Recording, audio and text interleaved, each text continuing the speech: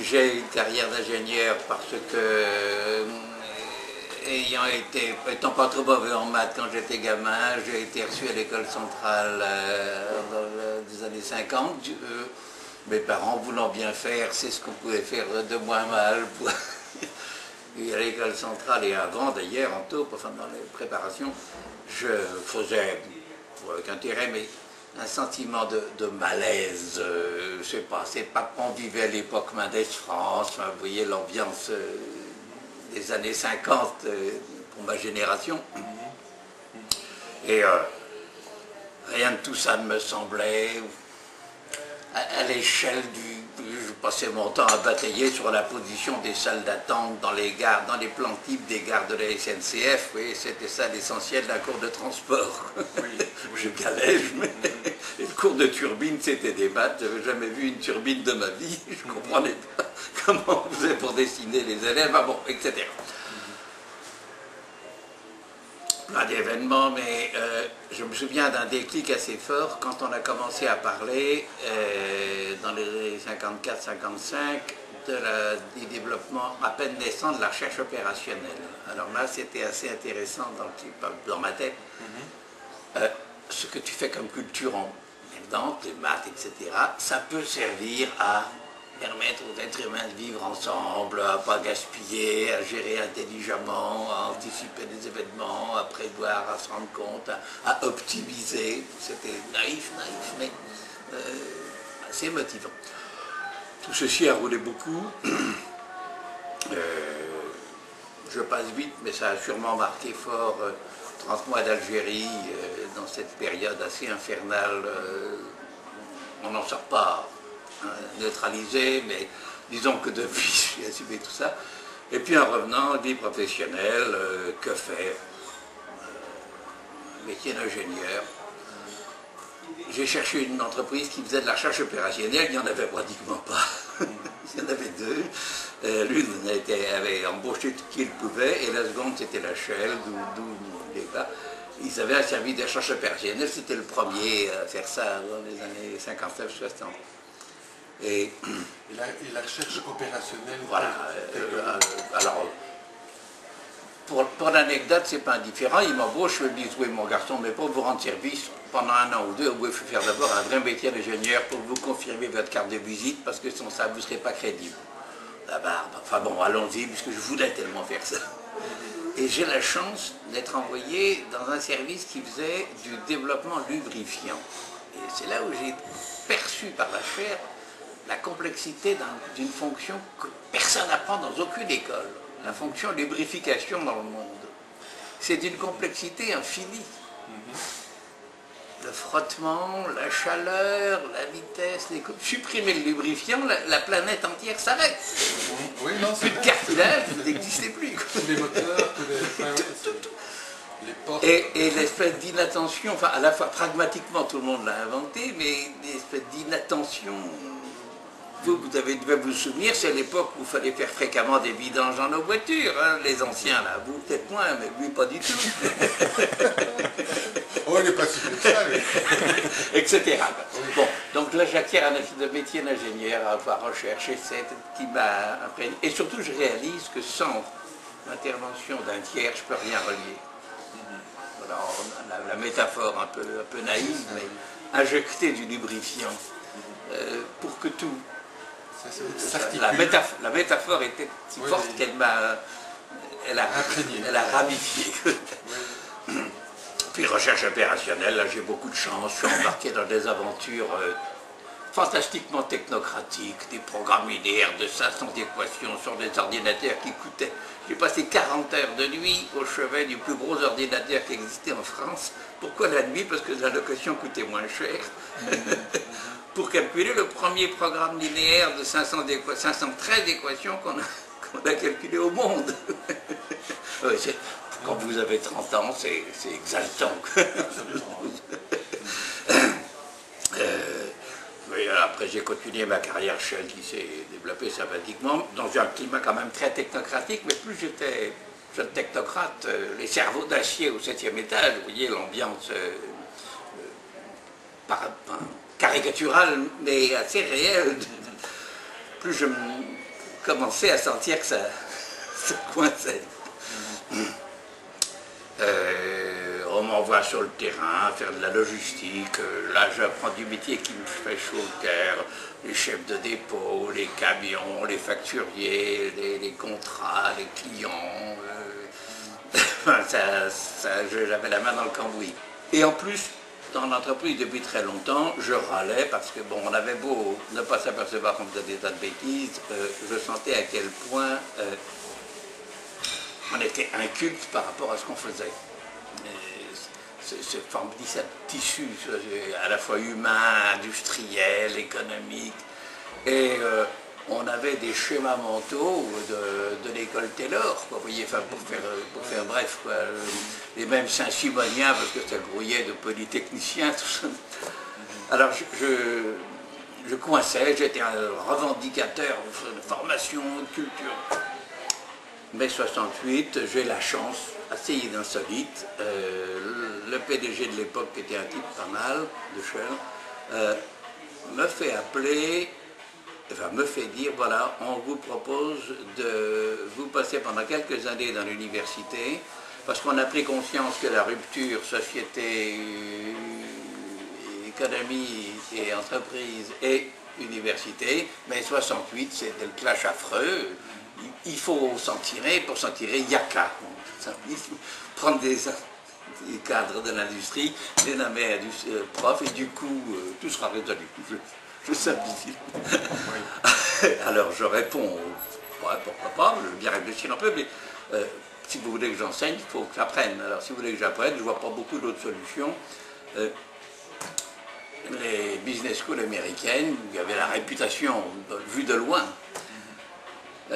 Mais ça va beaucoup coûter cher. Banco, enfin, je résume. Alors, là, je privilège, à 40 ans, me voilà à Boston, avec femme et très jeunes enfants, à moitié Harvard, moitié MIT, pendant un an. Un privilège que peu d'êtres humains de ma génération ont eu. Qu'est-ce que vous retenez de l'année MIT et de votre passage aux États-Unis, les rencontres que vous avez faites là-bas? C'était fait là. Vous avez raison de me faire revenir là-dessus. Oui, j'ai compris qu'ils n'en savaient pas beaucoup plus que nous pour ce qui était de Bellon, mais il y avait là-dedans des ambiances nord-américaines. Moi, je l'ai connue par la côte est pendant que Morin la connaissait, Edgar Morin la connaissait par la côte ouest, il l'a assez raconté. Mais ma principale découverte, s'il y a un nom fort, c'est Herbert Simon.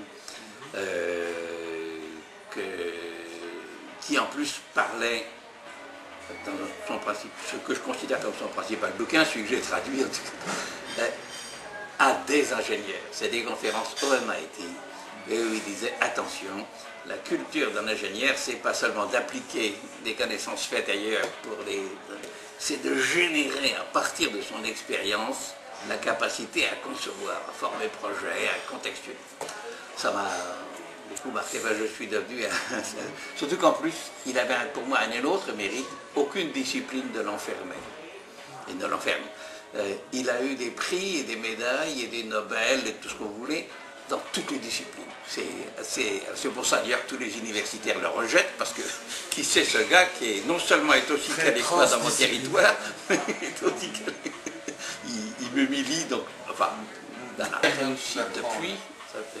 Je milite sans discontinuer depuis maintenant 36 ans pour faire passer les principaux arguments d'Herbert Simon, malgré sa noblesse institutionnelle indiscutée. J'ai jamais pu faire rentrer une petite touche d'embryon dans le système culturel français. Je ne sais pas où se fait le blocage. Quels sont, si vous pouviez lire en 2-3 mots, les principaux enseignements de Simon? Il y a beaucoup de choses.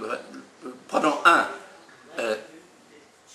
L'argument pivot est probablement ne te représente pas les choses en te disant de quoi elles sont faites, demande-toi ce qu'elles font. Une pensée très fonctionnelle. Il ne voulait pas dire systémique, mais il disait fonctionnelle. Et quoi que tu fasses, tu as à concevoir et à architecturer, à mettre en œuvre, à relier pour que ça fonctionne. C'est pas parce que c'est là, c'est parce que ça fonctionne. que ce soit la façon dont fonctionne le cerveau humain. Alors, oui, bien sûr, faites de la neurologie, découpez nos neurones et nos synapses en petits morceaux. Bon, très bien, mais moi, ce qui m'intéresse, vous avez raison, de toute façon, ce que vous avez trouvé, ça va changer dans 3 ans, dans 5 ans, dans 30 ans. Par contre, la façon dont ça fonctionne, là, j'ai quelques... Alors, par exemple, j'observe que vous ne pouvez pas manipuler dans votre tête, dans une seule pique aux secondes, plus de 5 concepts, 5 unités à la fois. Donc, vous êtes limité par le fait que vous ne pouvez pas avoir au même instant en tête la totalité de ce que vous devriez connaître. Deuxièmement, vous êtes capable de retrouver dans votre mémoire, mais peut-être parfois, long terme dans son jargon, enfin, après des milliers de promenades dans ce fantastique labyrinthe, et vous pouvez même vous inventer des heuristiques, des modes de raisonnement, c'est son mot favori, il est passé en un mot de l'algorithme à l'heuristique pour rendre compte de nos raisonnements. Vous voyez ce que je veux dire par là? Autrement dit, j'ai des règles de recherche, mais je n'ai pas la certitude qu'elles me mènent à un résultat. Je tâtonne. Ces principaux textes, ces principaux schèmes mentaux, c'est le mode du labyrinthe. Nous vivons à chaque pas, j'ai plein de portes, plein de couloirs possibles, lequel je prends. J'essaie, je verrai bien, j'essaie. Là, il y a une autre porte. Ce tâtonnement mental, qui est aussi notre tâtonnement socioculturel. Alors, en plus, ces travaux en sociologie des organisations, le fait que les organisations ne sont jamais des systèmes monoculturels, mono-finalisés, pragmatiques, tâtonnants, oscillants, variants, c'est pas dur. Mais ça marche. Et la conclusion de Simon aurait été, on ne s'organise pas d'abord pour produire, on s'organise pour que vaille que vaille, prendre des décisions ensemble. D'aller plutôt dans ce sens-là. C'est pas bon ce qu'on fait, mais au moins on y arrive. Sans ça, ça serait l'enfer. Bon, voilà à peu près ce genre d'image et beaucoup d'autres. Je reviens en France. Je me passionne très vite, système d'information, organisation, gestion. Et puis je découvre seulement à ce moment-là, mais c'était plus facile à trouver, le paradigme perdu Edgar Morin, puis peu après la méthode. Avec toute l'histoire. Je me passionne pour systémique, je crois que j'invente le mot même dans les années 74-75. Pourquoi? Parce que j'avais ramené d'Amérique Bertalanffy et tout le discours Systems Approach. Et j'avais un malaise. Si vous prenez mes 2 premiers livres, Système d'information, Système de décision, ça correspondait à ce que je devais enseigner à Aix. J'étais obligé de faire un gros chapitre d'entrée sur théorie des systèmes, puisque c'était Et bon, ce que j'écrivais, j'étais sûr de moi, j'avais ramené tout ce que je pouvais d'Amérique, et même en France, il y avait un peu Barrel qui commençait à tirer Bateson. On était en quelle année à ce moment-là? Quand vous rentrez des États-Unis, c'était en quelle année? Je commence à enseigner en France en octobre 71, donc je suis rentré en juillet-août 71. Et je me dis, bon, ça tient pas. J'ai trouvé après dans le livre de Morin la phrase que je chantais mais que je n'avais pas à dire. Dans le tome 1, il dit, la théorie des systèmes de Bertalanffy a omis de creuser ses propres fondements. Et c'était ça que je sentais intensément. Sur quoi ça repose ce truc? Et toute phrase qui commence, et toutes les phrases, y compris chez vous, un système est un ensemble de point de suspension, vous mettez éléments en interaction, etc. Cette phrase-là est fantastiquement perverse. C'est pas un ensemble. Sans ça, vous n'avez qu'à dire que je suis une théorie des ensembles. Vous voyez ce que je veux dire?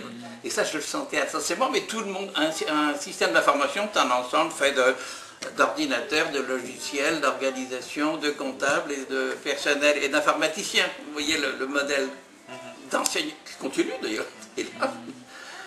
Donc j'avais un sentiment il fallait creuser. Alors je creuse. Toutes les années 74, 15, 16, j'investis, je tourne, je lis tout ce que je peux avec une espèce de boulimie. Et puis ça donnera en 77 la théorie du système général, théorie de la modélisation. Et c'est là où je réalise, en regardant avec l'éditeur, fallait pas. C'est pas la théorie du système général qui est importante, c'est théorie de la modélisation. si le concept de système est important, c'est pas parce qu'il est le père d'une théorie, c'est parce qu'il est le qualificatif d'une façon de me représenter le monde.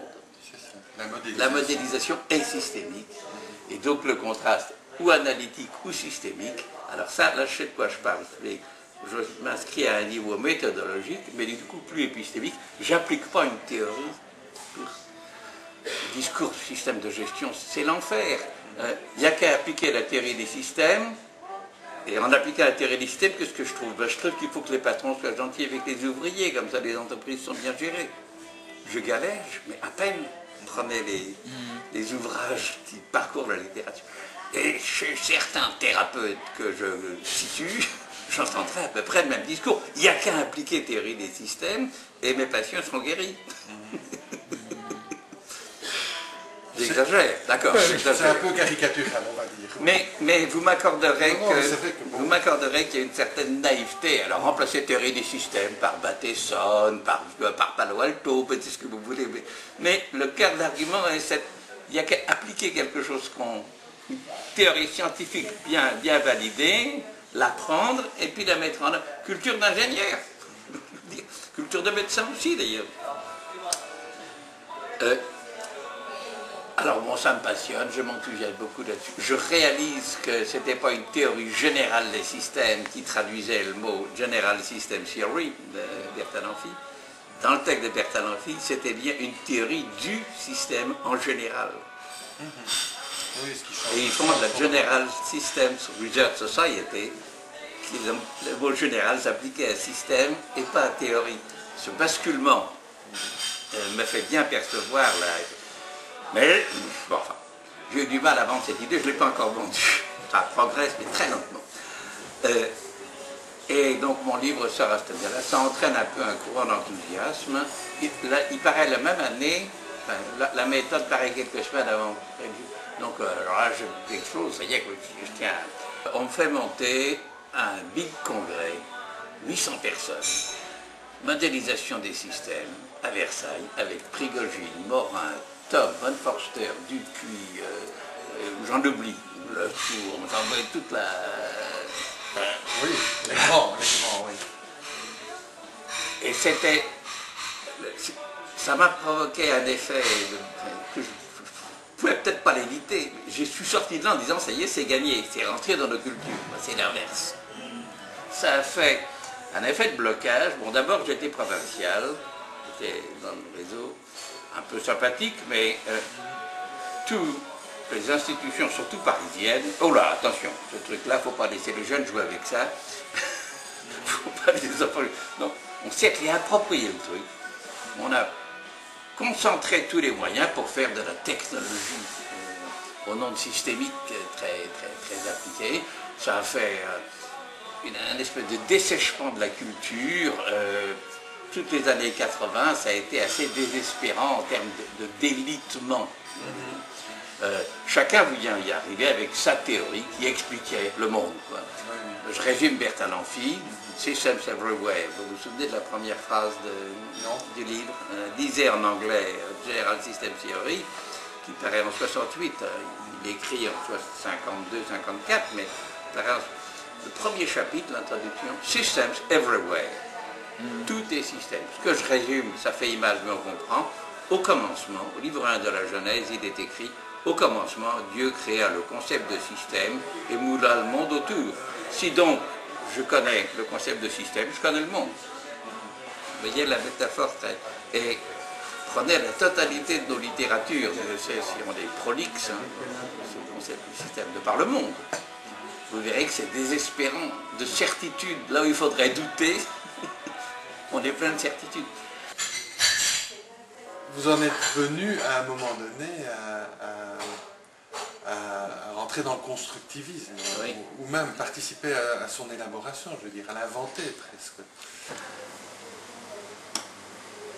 Beaucoup de choses m'ont aidé. Je découvrais Valéry, qui me faisait lire l'introduction à la méthode de Léonard de Vinci. Je rentrais dans les cahiers de Valéry. Je lisais l'organisation, la chose organisée, l'action d'organiser sont inséparables. Ah, moi j'avais toujours appris précisément à séparer le moteur, le fonctionnement.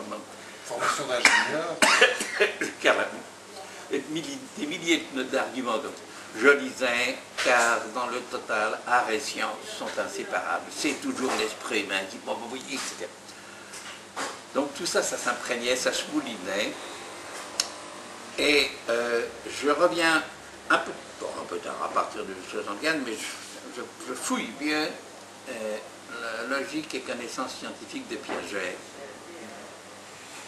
Et je m'aperçois qu'en dernière partie, toute sa grande construction épistémologique des deux gros derniers chapitres, il fait émerger le concept fort. Il prononce le premier, le mot épistémologie constructiviste. Et il l'accroche avec une formidable tradition où je me mets à lire. Il prend le mot chez Brouwer. Autrement dit, chez le mathématicien transfuge, qui avait dit, mais je ne suis quand même pas acculé à ne raisonner qu'en excluant le tiers de mon raisonnement.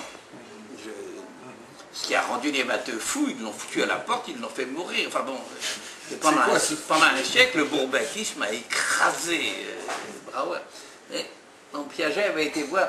Et j'ai cru longtemps que l'expression constructivisme radical, parce que le mot constructivisme radical est chez Piaget parlant de Brouwer, venait de Brouwer. En fait, il vient de William James. C'est assez impressionnant cette histoire. Enfin, bon. Donc, je réalise que je trouvais chez Piaget un argumentaire, dans cette dernière partie, qui me libérait en tout cas du positivisme prégnant dans lequel j'avais été englué à mon insu, mais fortement, et qui me conduit assez spontanément, c'était passé. Bon, il faut passer du concept d'un univers câblé à un concept d'univers construit.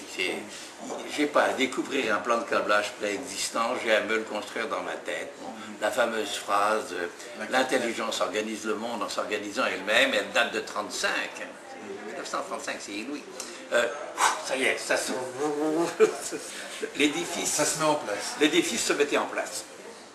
Et mon premier gros texte, alors j'ai eu une chance, toute ma vie est faite de ces petites chances. Bon, vous me direz, il y a à côté, il y a des coups de balchance.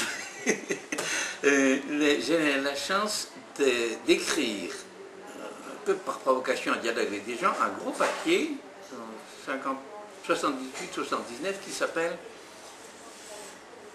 Systémique,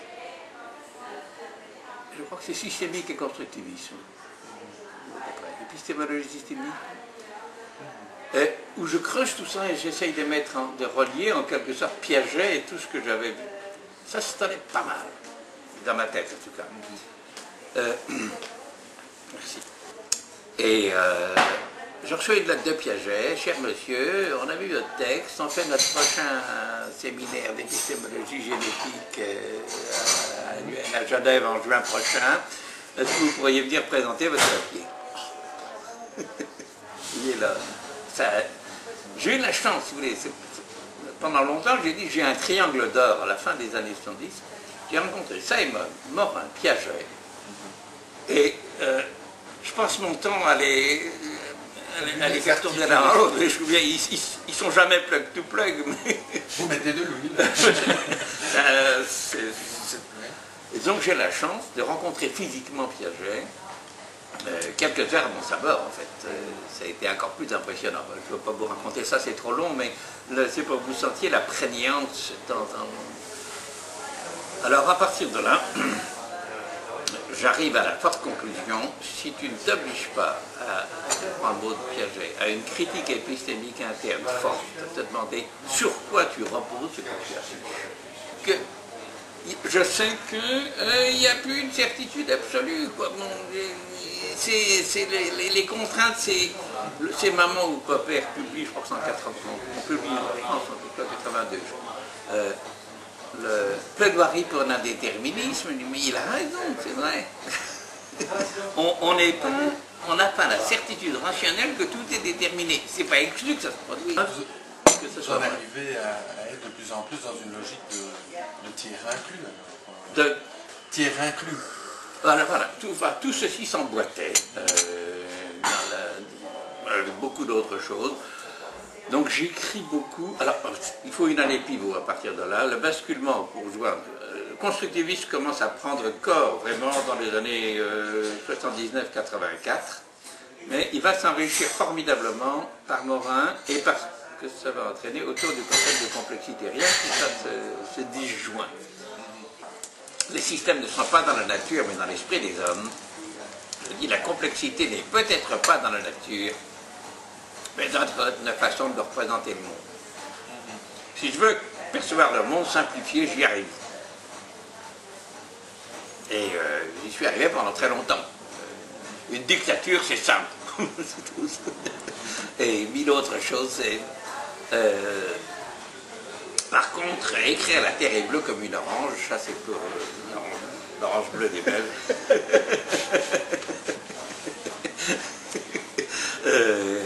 Ça c'est pas ça. Ça, il faut que j'ai un entendement. Merde, elle est bleue ou elle est orange, votre terre? Non, elle est bleue comme une orange. Alors ça, je galège avec cette boutade, mais ça parle. Donc c'est dans ma tête. J'assume que je n'épuiserai jamais le mystère de mon mystère dans un monde qui est mystère. Que je cherche sans arrêt à me comporter avec autant d'intelligence et d'intelligibilité que je le pourrais, avec autant d'humilité mais en même temps de passion. Je suis engagé, nous sommes engagés dans une aventure. Oui, on ne sait pas où elle va. Oui, il reste que nous sommes responsables de chacun de nos prochains pas. Et j'ai à nouveau la chance de me trouver en 84 à deux gros colloques, mais l'un d'entre eux en particulier, monté par une institution qui, hélas, ne fonctionne que sur le papier, mais à l'époque je croyais qu'elle fonctionnait pour de vrai, qui s'appelle l'Université des Nations Unies. Je ne sais pas si vous connaissez ce truc. Non. Vous voyez le côté dramatique. Depuis leur fondation, les Nations Unies se sont payées une université qui, en principe, est la méta-université de toutes les universités de la planète. Oui. Il y a eu quelques gars un peu audacieux et il y a eu une équipe de gars, un Suédois, un Français, je ne sais pas qui ont, ayant perçu le concept de complexité, système complexe, finance en 84 à Montpellier, qui pouvait payer les lieux, un colloque sur le thème sciences et pratiques de la complexité. Je ne sais pas si vous arrivez à voir l'apparition du mot, vous voyez, sciences et pratiques de la complexité. En 84, c'était dans une instance universitaire. Régogine, Morin, etc., Von Forster, quelques grands hommes politiques notables, bon, un beau clear, un beau panel. J'ai la chance d'être embringué sur cette aventure, où d'ailleurs émerge le mot qui survit depuis mon papier, que les gens ont eu du mal à entendre même à l'époque, l'intelligence de la complexité. Ils ont eu du mal à l'entendre parce que l'intelligence de la complexité, ça veut dire quelque chose en France, mais en anglais, c'est pas facile. Et pourtant, c'est le sens anglais du mot intelligence que j'utilise en français. J'ai l'intelligence de la situation, j'ai des intelligences avec l'ennemi, et non pas, je suis plus intelligent que vous. Donc, en tout cas, je sens là la possibilité de faire émerger dans le système d'enseignement, ça a échoué bien sûr, à l'évidence, mais c'est là, c'est dans cette occasion-là qu'est né dans ma tête le fait qu'il fallait au moins tenter de réseauter. Et ce réseau MCX que vous voyez aujourd'hui est né là, dans ma tête au moins. J'avais à l'époque un petit labo assez honorable, disons, à l'université d'Aix. Donc j'avais un support logistique minimum qui permettait de réseauter. Et on tient notre premier colloque en 88. La même année, il y a à Milan, nos amis italiens, autour de Cerruti et quelques autres, font également un superbe colloque, plutôt italien, qui s'appelle la Sfida della Complessità, avec les mêmes, quoi. Mais c'est pareil, c'est là où je me suis dit c'est possible, 500 personnes à Milan pendant 2 jours, donc il y avait toutes les disciplines où j'avais rentré, je veux dire, ça, bien sûr, ça a commencé au départ par organisation, décision, gestion, information, informatique. Je rencontrais des gens de l'INRA, donc agronomie, je rencontrais des thérapeutes. Mon livre,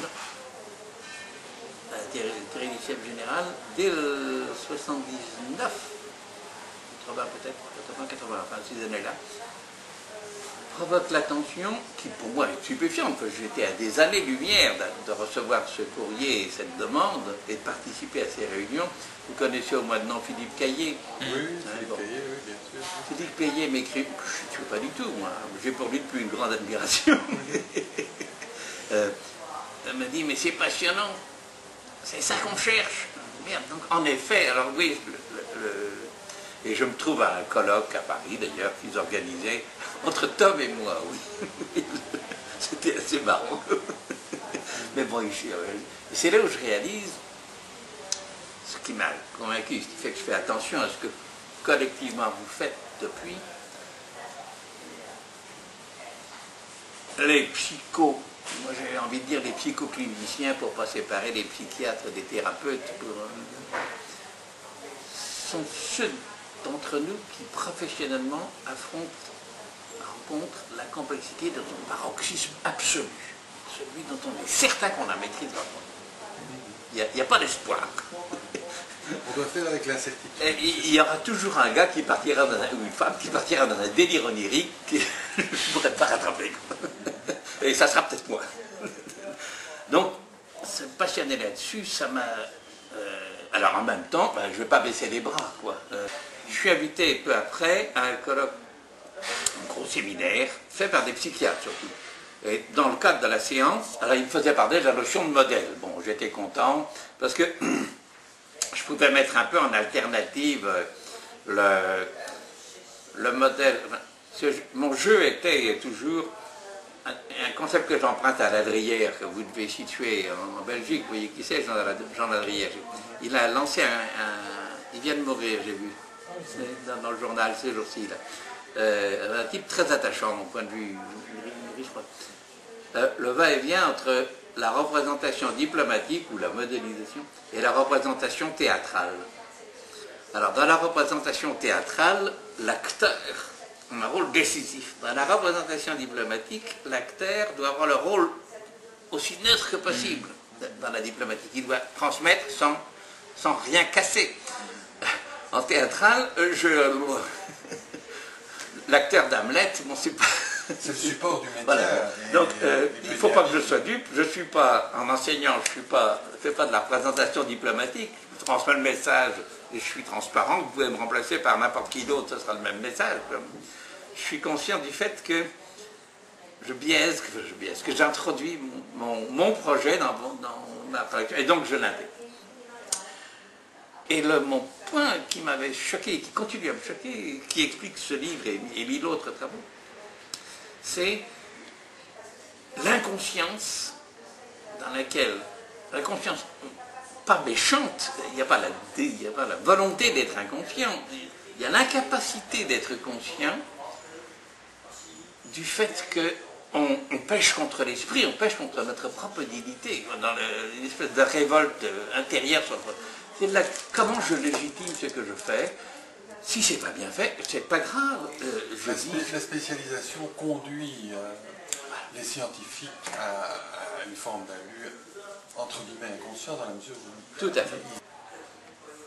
Mais aussi les autres disciplines. Oui, j'ai pris psychiatrie parce que ça m'était étranger, parce que j'avais vu ça, et que j'avais compris alors pourquoi il était vraiment important que plutôt que de s'exciter sur la physique, la chimie ou même la biologie, il était merveilleux que les grands de la corporation, les Bateson, les von Forster, les Glasersfeld, se passionnent sur la psychoclinique.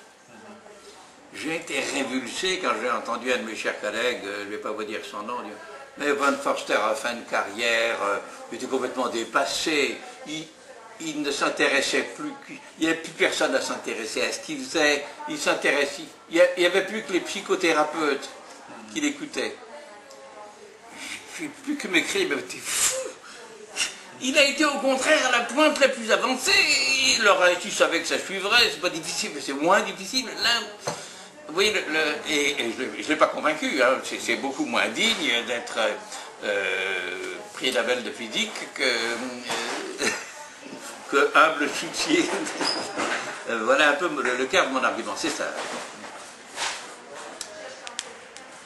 Modélisation systémique, finalement, c'est conceptuellement, j'ai trouvé chez Simon, chez beaucoup d'autres. J'ai trouvé chez Vinci, j'ai trouvé chez Vico, j'ai trouvé chez Valéry. Vico, c'est la Renaissance italienne. C'est la phrase de Valéry parlant de Vinci, c'est « Pour te représenter un arbre, tu es forcé de te représenter quelque sorte de fond sur lequel il se détache. Je ne représente pas vous, je représente vous dans un contexte. C'est l'interaction de vous et de son contexte que je peux percevoir. Donc toute une sculpture qui fait dire que je représente l'arbre avec des lignes sur une feuille blanche, et puis il n'y a rien autour, c'est que j'extrais en quelque sorte, que je sépare, que je disjoins, que je néantise le contexte. Bon alors, c'est pas aux psychothérapeutes familiaux que j'ai très vite compris que là vous aviez mis loin, enfin, collectivement, sur le point cœur. Votre patient, entre guillemets, votre interlocuteur, il voit femme, enfant, parents, voisins, télévision, etc. Enfin bon, c'était... Et donc, l'appréhender dans cette... En effet, illimité contexte. Deuxièmement, pour que je puisse l'appréhender, il faut que je m'affiche à moi-même mon projet. J'aime utiliser le mot projet comme un projecteur. L'image m'aide bien, moi. J'ai en tête à tout moment, vous êtes un mur noir, vous êtes tous noyés dans un mur noir, je vois rien, tout est noir. Vous êtes là, mais tout est noir. Et j'ai moi un projecteur dont je peux faire varier les objectifs, vous voyez, la focale, la profondeur de champ, etc. Et l'intensité lumineuse, et en plus j'ai des filtres de couleurs, vous voyez, je peux... Et je me balade sur ce mur noir, je tâtonne un peu sur mon projet, où je l'ai fixé à l'avance. Je sais. Et sur ce mur noir, vous et votre contexte... Alors, c'est vrai que je ne vois pas tout, je vois la partie que j'ai éclairée sur le mur noir avec mon projecteur. Mais je suis conscient du fait que je manipule... Je ma lampe sur le front, si vous voulez. Oui, et je suis conscient que je ne vois que ça. Et de temps en temps, je tourne un peu la tête, enfin, déplace un peu le projecteur pour m'assurer que, bon, il n'y a pas un gros lien très fort. Peut-être qu'il y a, ben, je louperai, j'assume mon risque. Alors, je pars pas en disant, j'ai découpé mon ciseau en tranches, et voilà, j'ai 12 tranches, et c'est terminé, il n'y a que 12 tranches, point final. Enfin, vous voyez le changement de regard. Modélisation systémique, c'est la conjonction de la vision, de l'explicitation de mon projet et de la conscience du fait que ce à quoi je m'intéresse est forcément toujours dans un contexte, un ou des contextes, qui eux-mêmes sont évoluants. Enfin, je fige rien. Après, bon, au fur et à mesure qu'on va avancer, on va être conscient du fait qu'on campe, bon, c'est l'image actuelle. Je parle trop. Hein. Non. Comment, selon vous, le concept de la complexité, soutenu par Morin, par vous et d'autres, va un peu transformer ce champ scientifique un peu rigide? Je ne suis pas magicien ni prophète. Hein. Pour l'instant, tout ce que j'observe, à mon vif désespoir, c'est l'extraordinaire difficulté qu'ont nos élites institutionnelles et universitaires à assumer leur propre ascèse épistémique ou épistémologique personnelle. Ils ont la conviction, j'ai envie de dire, nous avons la conviction, enfin je ne peux pas me dire je suis ailleurs, il y a une chape que j'appelle celle du post-scientisme, qui consiste à dire, oui, d'accord, je récuse le scientisme, mais prenez des expressions comme le chaos déterministe. Vous avez entendu le mot, hein? C'est antinomique. On se rassure avec des mots, quoi.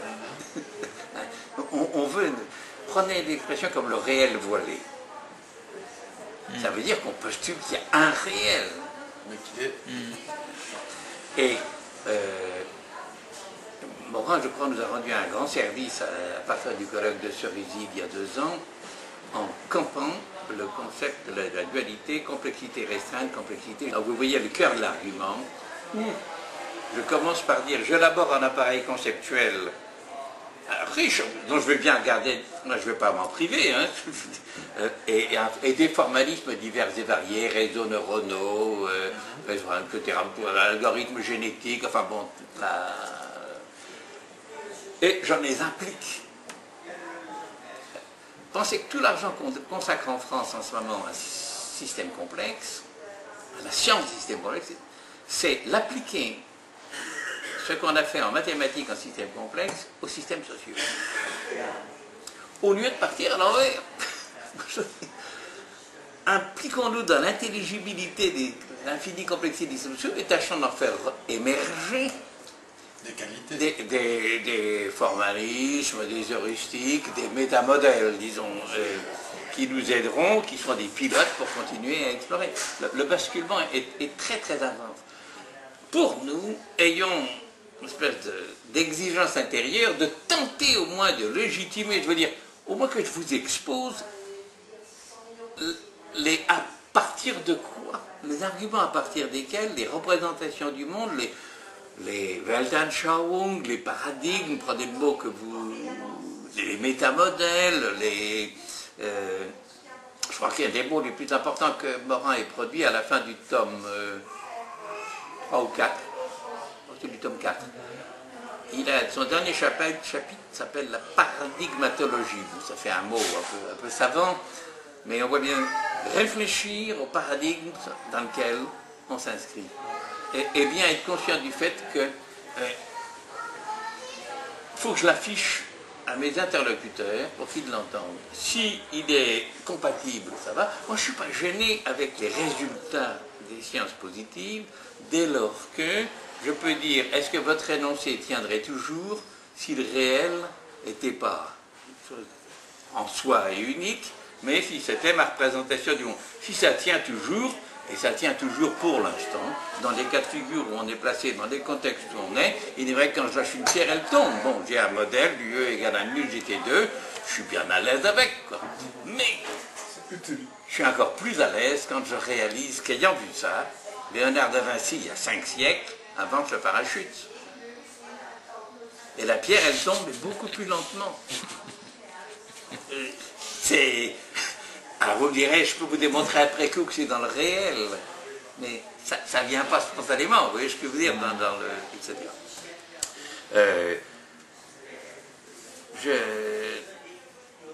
J'ai pris conscience à ce moment-là, pas à ce moment-là, j'ai pris conscience tout au long, et ça continue. Dès le début, les êtres humains ont eu dans leur culture, information, il n'y a pas d'évidence rationnelle qui m'oblige absolument à croire à une réalité unique, à un Dieu unique, à le même pour tous. Vous voyez l'argument fort. Le mot de Valérie, ma main touche et est touchée. En cela consiste le réel, et il n'est que cela. Pour moi, me suffit très profondément. Oui, ça, je sais, j'ai une expérience. Ça touche, ça fait mal, ça fait du bruit. Bon, là, de ça, je peux dire avec... Nous pouvons tous dire, avec raisonnable certitude, que j'ai cette expérience-là de réel. Et c'est pas pour autant que je dis qu'il y a un réel unique et uniforme qui s'impose à nous, qui s'est imposé à... Ça ne m'empêche pas d'être intelligent. Valérie dit, la théorie de l'évolution, rien de prouvé là-dedans, mais du bien excitant pour l'esprit. Et ceci m'intéresse parce que quand je vois la façon dont on se défend contre les créationnistes, j'ai un sentiment assez désespérant de vérité contre vérité. De vérité. Les créationnistes sont vraiment au droit de dire « t'as rien prouvé, mon gars ». Alors, les évolutionnistes, donc je suis par ailleurs, sont au droit de dire aux créationnistes « t'as rien prouvé, mon gars ». T'as que les textes de la Bible qui... bon. Donc, mais quand on dit « les créationnistes se trompent et nous, on a raison », je trouve que ça serait plus sympathique de dire « c'est vrai, ce que disent les créationnistes n'est vraiment pas très plausible et ce que nous disons est pour l'instant communément acceptable et beaucoup plus plausible ». Cela étant, il va varier et il a varié. quand je lis Piaget, et quand Piaget écrit un bouquin qui s'appelle Le comportement moteur de l'évolution, vous vous souvenez de ce livre? C'est un livre qu'il faut lire. Alors, il pense au départ au comportement cognitif et à l'évolution du système nerveux, du système du cerveau aussi. Mais vous voyez comme c'est anti-darwiniste, ça. C'est lamarckien, si j'essaye de faire une... vous savez, c'est l'histoire de la girafe, c'est son comportement pour lever son cou, pour attraper les feuilles en haut des arbres, qui a fait que les girafes sont venues génétiquement. Mais elles ont commencé par... Bon. Et pour nous, psy, enfin pour nous et vous, psy, pour nous tous, nos comportements, en faisant, je me transforme. En me comportant, j'évolue. Plus qu'en évoluant, ça dirige mon comportement. Oui, le coup... Il n'y a pas de primauté de moi, je tenir les deux bouts de la chaîne. Le comportement moteur de l'évolution et l'évolution moteur du comportement, moi, ça ne me gêne pas de vivre dans cet antagonisme complémentaire. Je veux dire, alors, c'est vrai que ça ne me permet pas de faire un beau théorème stable, invariant. Je suis tâtonnant sans cesse. Je crois que c'est une des très fortes idées de Morin, la dialogique. Assumer que ce qui est complémentaire soit en même temps antagoniste, que ce qui est antagoniste soit en même temps complémentaire. Alors ça me prive du clair et net. Je veux dire, au sens... Vous trouvez sur le site, j'ai trouvé un texte de Vico qui dit, je crois que je cite des mémoires,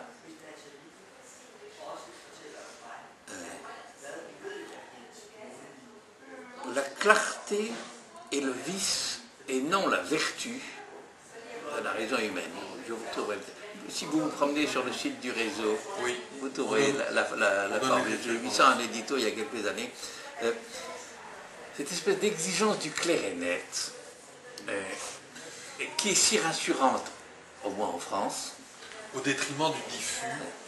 Elle est, je vous accorde sa commodité, en particulier sa commodité pédagogique, mais en termes d'heuristique, en termes de commodité. Et plus je veux être un scientifique digne, plus je dis, si c'est si clair que ça va défaillir. À mes amis un des comptes de l'affaire, c'est que les animateurs aujourd'hui en France du réseau système complexe, au sens c'est société ou programme, c'est mes anciens théseurs. Et ils se sont trouvés à Paris, Montagne Sainte-Geneviève, entourés de notables, illustrissimes, Académie des sciences. Enfin, vous voyez l'effet corporatiste à jouer. Tu seras digne, mon gars, si tu fais des trucs que personne ne comprend bien, quoi, qu'il faut réserver un peu à une élite. Je fais la boucle, tout ça pour vous ramener sur l'histoire de comportement moteur de l'évolution, évolution moteur du comportement. C'est un phénomène de société que je crois qu'il faut souligner avec soin. Vous avez vu en France l'histoire du rapport de l'INSERM sur, comment ça s'appelle, le gène de la délinquance. Vous avez entendu parler de ça un peu, non? Hein?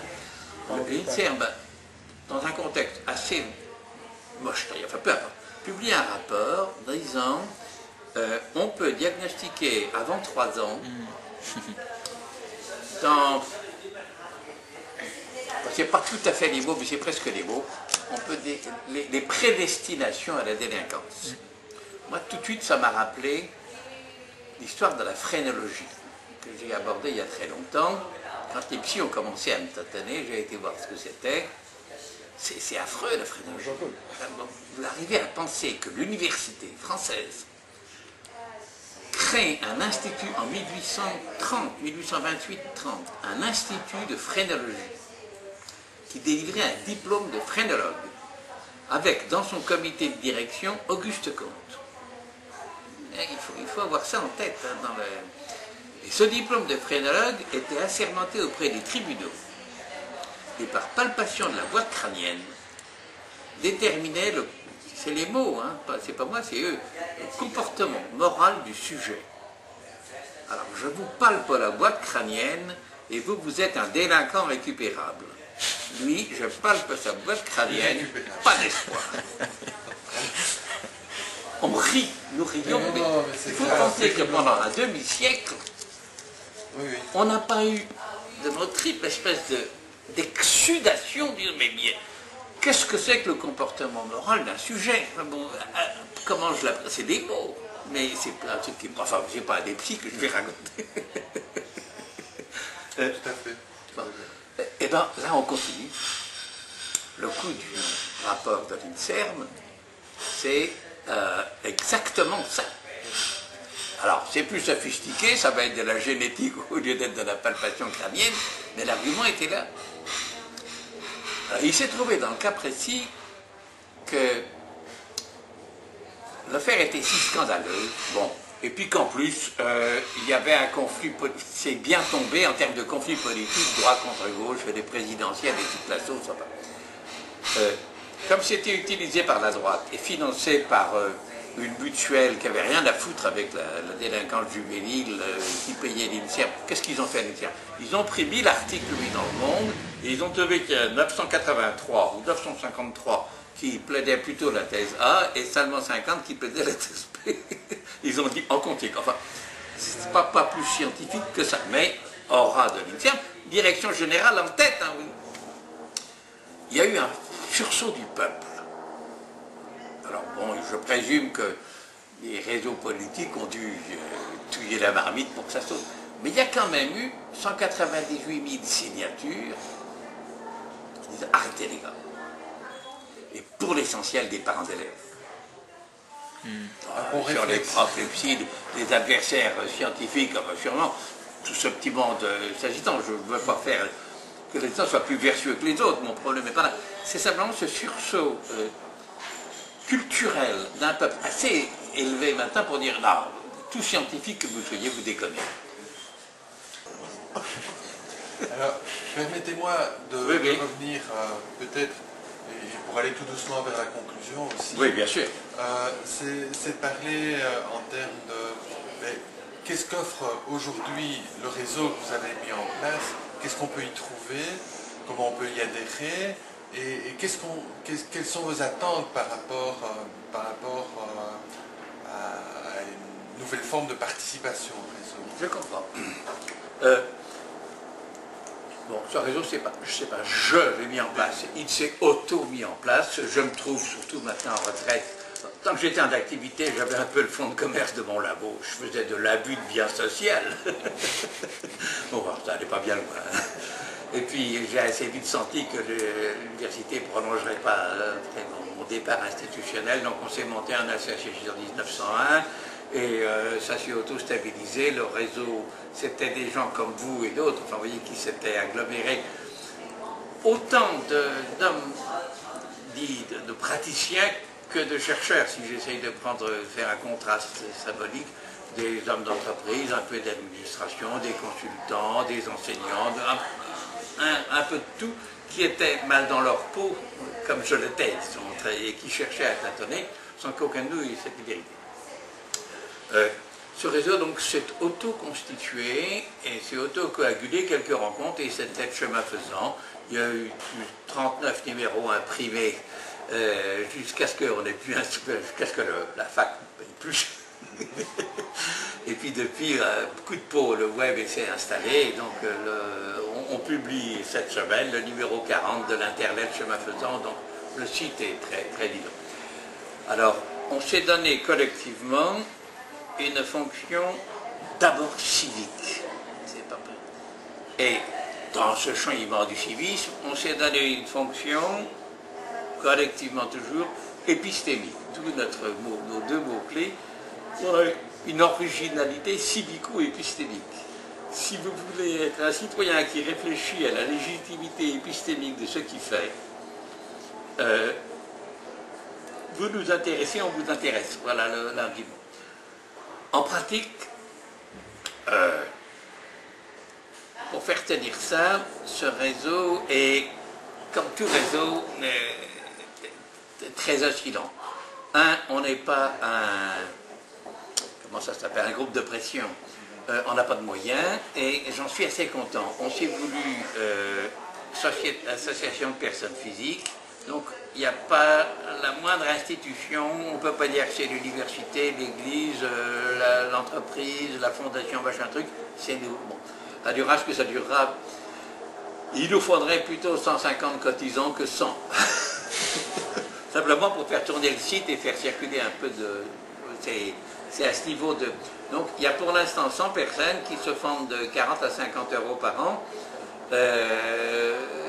pour qu'on arrive à tenir et on publie nos comptes. Donc si vous voulez, c'est dérisoire, hein, on fait 6 000 euros par an. Vous voyez, vous qui gérez votre truc, vous voyez à peu près ce que ça vous coûte, ça ne va pas être très différent. Donc c'est assez... Mais encore une fois, on ne fait pas ça pour s'enrichir, c'est pas profit making que bon. Et alors, la force de ce réseau, ce qui nous motive, c'est que il y a, à l'heure où je vous parle, 5100 personnes qui ont envoyé leur adresse Internet pour recevoir périodiquement l'Internet et donc de temps en temps pour se balader, pour naviguer sur le site à partir de l'appel de la lettre. L'autre point encourageant, c'est qu'il y en a une à deux de plus qui s'inscrivent par jour, alors qu'il n'y en a qu'une ou deux qui se désinscrivent par mois. Vous voyez donc ça monte, à peu près 500 personnes enfin 500 adresses Internet, je ne sais pas ce qu'il y a derrière, par an, qui s'ajoutent progressivement. Donc c'est la preuve pour nous que nos interactions un peu tâtonnantes, enfin, parce que quand vous naviguez sur le site, il est gros, mais il n'est pas... c'est un patchwork où il n'y a pas beaucoup de... Mais il y a les... Non, bah, bon, on a mis des petits moteurs de recherche pour se promener un peu quand même, mais enfin, c'est pas l'architecture claire et nette. Donc, on rend ce service de co-cogitation invisible. On ne les connaît pas. Ou on en connaît quelques-uns, bien sûr, mais vous, par exemple, si vous l'aimez. Libre à eux de s'exprimer s'ils veulent, quoi. Bon. Je crois que ça correspond un peu à un phénomène des civilisations. Il ne nous appartient pas de nous substituer aux institutions. On n'est pas un centre de recherche, on n'est pas une école de pensée. On est simplement une exigence qu'on veut... Notre éditorial porte une petite lampe. On veut garder une lampe allumée dans cette civilisation. Ça rappelle la définition de la conscience d'Edgar Morin. Il parle de la conscience, de cette lampe vacillante, voilà, individuelle et collective. Si vous voulez, c'est Morin dans l'identité humaine. Alors, on s'acharne à garder la lampe allumée, il n'y a pas les toutes petites. Donc ça nous motive, je crois qu'on rend service. Chacun de nous, ça nous auto-enrichit, je veux dire, ce genre de conversation, vos questionnements m'enrichissent. Symétriquement, moi quand je me balade, pas assez, mais... je finis ma phrase. Quand je me balade sur Village Systémique, il y a des trucs ça circule, oui, je veux dire. Quand on met le mot systémique, souvent, il y a un nouveau cloisonnement, qui est le cloisonnement thérapie familiale. Si vous approfondissez un peu, nous-mêmes, on a mis en place en Belgique une formation qui s'appelle Approche systémique et pratique de réseau, qui n'est pas du tout limitée au champ de la psychothérapie. C'est ce que vous avez écrit. Et donc, on essaye, notamment à travers le village systémique, bien que ça reste le mot systémique est fort connoté au champ on veut l'ouvrir. Un, tout à fait recevable. Deux, si vous avancez, vous nous enrichirez. C'est pas mais, c'est et. Thérapie familiale, moi je ne débine pas en soi. Ce que je souhaite, c'est, ce que je suggère, mais sans la compétence intérieure, une capacité de vos réseaux à s'exercer à leur critique épistémique interne. Travailler à bien penser, en cela consiste notre dignité. Je crois que c'est, en termes de légitimité, une réflexion. Alors vous direz, qu'est-ce que c'est que notre dignité? Je suis pas. Si je suis capable de vous répondre, quand on se balade un peu sur le site, vous allez trouver un texte prodigieux, au moins de nom, en français, Pic de la Mirandole. Ça vous dit quelque chose? Dans vos lointains souvenirs. l'humaniste qui, à 24 ans, savait toutes les langues de la planète, avait une culture infinie, écrivait des traités de 900 pages, se faisait persécuter par tous les résidus d'université de l'époque, était baladé entre le roi de France et Rome, qui les tuait mutuellement, enfin une histoire après, et finalement est quasiment tué par Savonarole à Florence. Pic de la Mirandole écrit un texte merveilleux qui s'appelle en latin, je crois, Humana Dignitatis. Et oui, merci. Et c'est un très beau texte sur la prise de conscience de ce qu'est la dignité humaine. Et ce texte, en latin et en français, est sur Internet. Et ça m'a fait 2 belles heures de lecture. Ce qu'il y a de merveilleux et d'exaltant, c'est que ça appartient à notre histoire, ça a été écrit il y a 5 siècles, ça. Bon, je vais vous donner la réponse d'Albert Jacquard. Je vais poser la question, pour vous, c'est quoi l'intelligence collective? Et il avait répondu, c'est un pléonasme. C'est un pléonasme. Est-ce que l'intelligence peut être autre que collective? J'aime bien cette réponse. J'aime bien cette réponse. Pour l'instant, hélas, c'est un témoignage assez angoissant de la difficulté qu'ont nos contemporains à s'exercer à la critique épistémique de leur propre discours.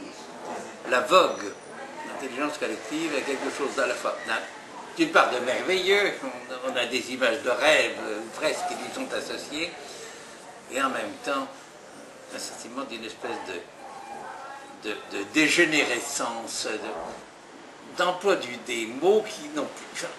On fabrique du vent qui n'a plus de sens. Et si j'essaie de rassembler, là, votre ami, c'était qui votre interlocuteur? Albert Jacquard. Ah, c'était un bon. C'est un absolu pléonasme. Ce que vous voulez dire, c'est la façon dont le collectif active, avive ou dégénère vos capacités d'exercice de votre intelligence à vous. Ce n'est pas un métaniveau en soi. Il n'y a pas quelque chose de plus intelligent que vous.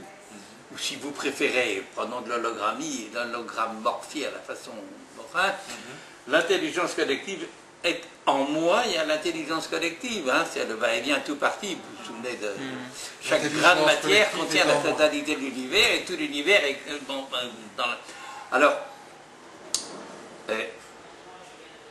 la façon dont on se véhicule, surtout quand vous lisez les définitions dans les innombrables textes, enfin les textes de Pierre Lévy, de Mulot, face à gauche, c'est des définitions qui n'en sont pas. Je veux dire, c'est typiquement, c'est l'activité collective qui produit du je sais pas quoi. Enfin, impossible de manipuler. On se rassure à bon marché en s'envoyant des mots. Parlons de l'exercice de nos intelligences, assumant le fait qu'elles fonctionnent en interaction avec le reste du monde. Bon, alors je vais trouver des mots plus...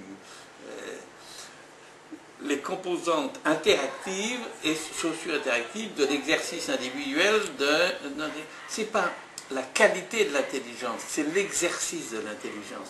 J'aime pas dire vous êtes plus intelligent que moi, j'aime à dire vous êtes capable d'exercer votre intelligence. Moi, final, je suis capable d'exercer mon intelligence et je vais pas faire... vous êtes capable de manger, je suis capable de manger, je ne vais pas dire que vous êtes plus capable de manger que moi, ce que je veux dire, c'est pas... Il y a une espèce de fascination dans ce mot. En anglais, c'est pas gênant, ils disent clever. En français, on est handicapé parce qu'on dit intelligence pour dire à la fois clever et intelligence. Oui, enfin, en anglais, clever et intelligence. Il y a bien 2 composantes. Quand j'utilise intelligence, ici c'est très délibérément en prenant le mot j'exerce mon intelligence, mais pas c'est un potentiel. Être en intelligence, c'est être collectif, nécessairement. La capacité à l'exercer peut être catalysée ou inhibée par les autres. Il y a un mot de Guéhenno qui est merveilleux, avant la guerre, un pédagogue français assez connu. Croire à l'intelligence de l'autre, c'est l'épanouir, la nier, c'est la dégrader. Et tous ceux d'entre vous qui ont fait des cours, quand on a dit au gamin ou à la gamine, ou au jeune d'ailleurs, t'es trop bête, 3 fois de suite, ben il devient bête. Alors, oui, le terme intelligence collective, pour qu'on comprenne bien, vous le remplaceriez par quel terme alors? Bonne question. Je crois que j'y avais réfléchi, mais je viens d'oublier. En tout cas, ça serait quelque chose comme...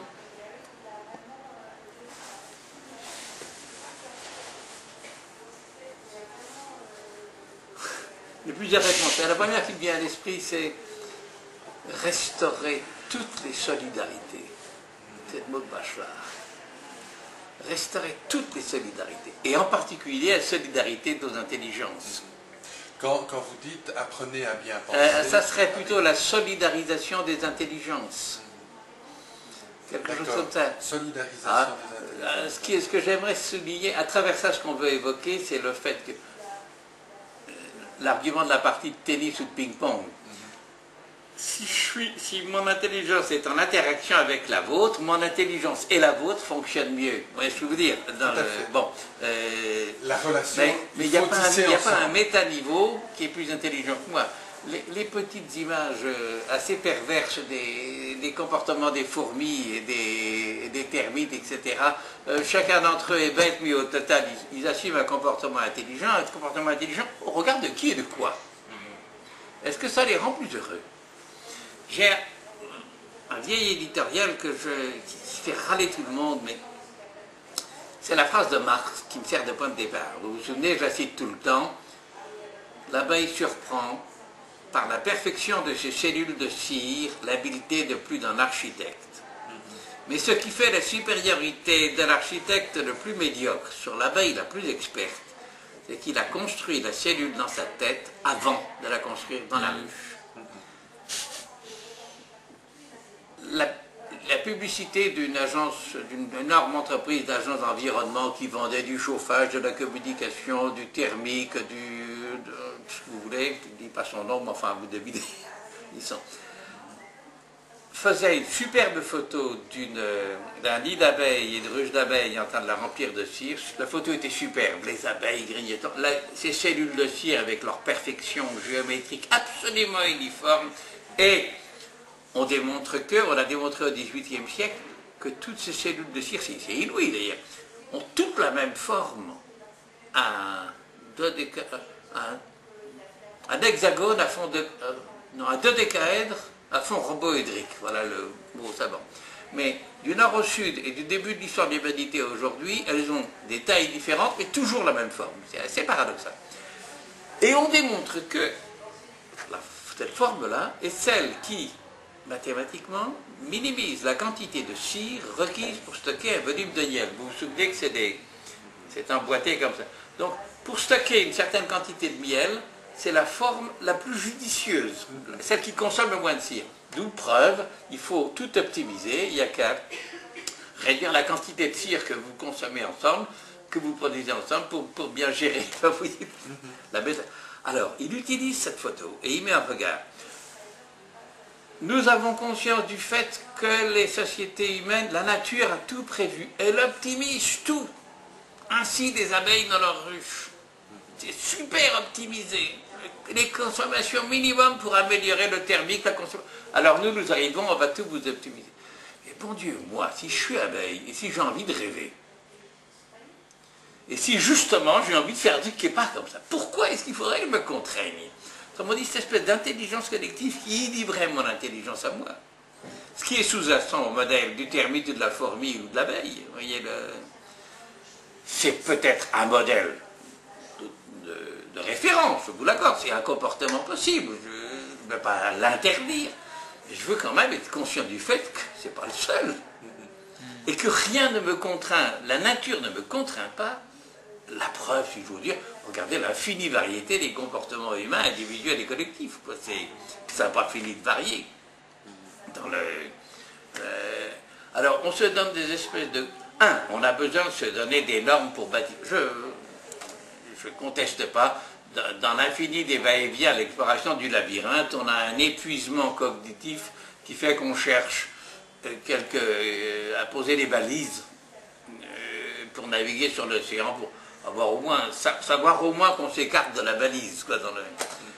Mais entre ça et puis tout couper au cordeau et nous enfermer, il y a un pas de trop. Or, derrière l'intelligence collective, il y a l'hypothèse vraiment un peu absurde que vous êtes bête, je suis bête, mais à nous deux, on produit un comportement intelligent.